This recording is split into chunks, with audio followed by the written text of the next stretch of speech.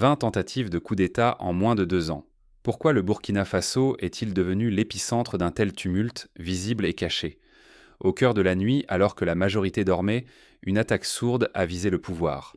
La cible, le capitaine Ibrahim Traoré, à la fois chef d'État et symbole de résistance. Cette opération clandestine ne voulait pas seulement l'évincer, mais l'effacer définitivement. Ce n'est pas une rumeur, c'est la brûlure du réel qui secoue Ouagadougou. 20 coups d'État ratés ou avortés en 24 mois. Ce n'est pas le hasard, mais la marque d'une pression insoutenable. Chacune de ces offensives a pour but de décapiter la direction, quitte à plonger le pays dans le chaos. Les enjeux sont explosifs, les risques décuplés. Mais ce combat ne concerne pas que le Burkina Faso.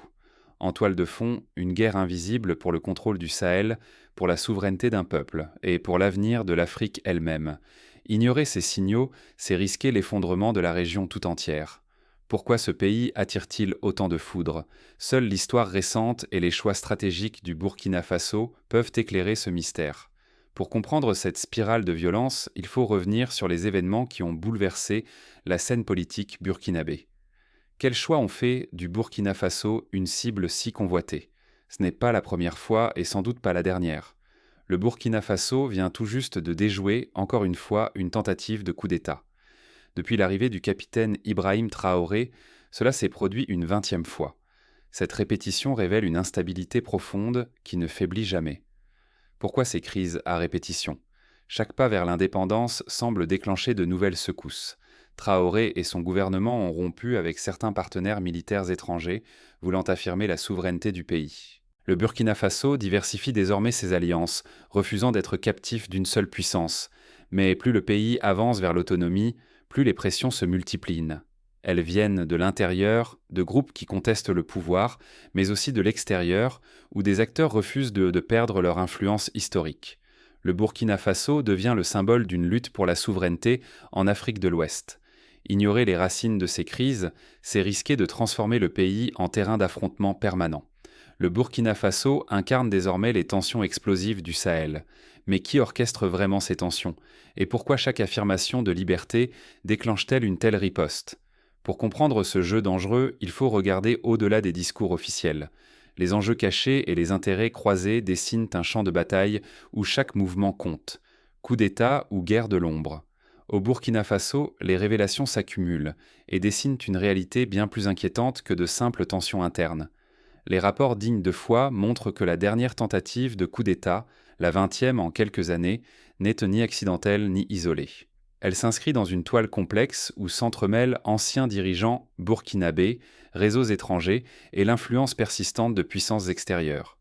L'enjeu dépasse le remplacement d'un dirigeant. Il s'agit d'arracher le contrôle de l'orientation sécuritaire, politique et économique du pays. Maîtriser le Burkina Faso, c'est peser sur le destin du Sahel tout entier, cette région stratégique où l'indépendance reste fragile et disputée. Des sources concordantes citent la France, mais aussi d'autres acteurs, tous mus par des intérêts qui convergent dans l'ombre.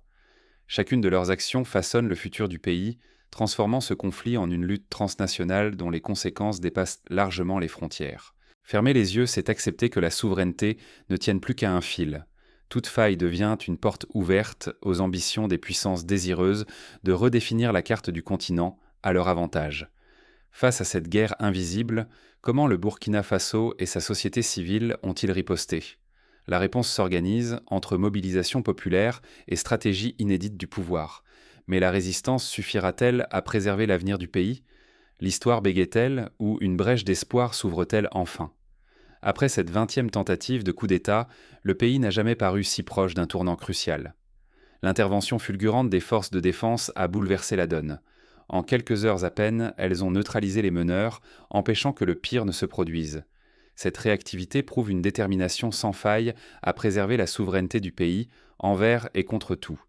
Mais l'armée n'a pas agi seule.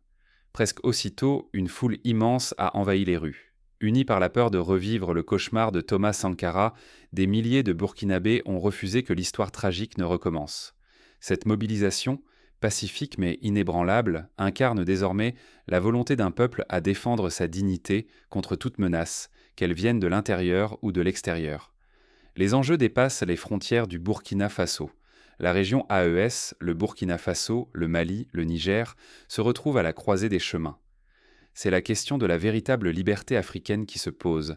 Les nations sauront-elles s'émanciper d'influences étrangères ou resteront-elles sous tutelle? Laisser l'histoire se répéter, c'est enfermer l'Afrique dans un cycle de violence et d'ingérence. À chaque tentative de déstabilisation, l'espoir et la crédibilité du continent vacillent. Alors, la spirale va-t-elle continuer ou assistons-nous enfin à l'éveil d'une ère nouvelle? Le pays se retrouve suspendu entre deux possibles. La suite dépendra de la ténacité du peuple et de la lucidité de ses dirigeants. Ce n'est pas un appel à la violence, mais à la maturité politique.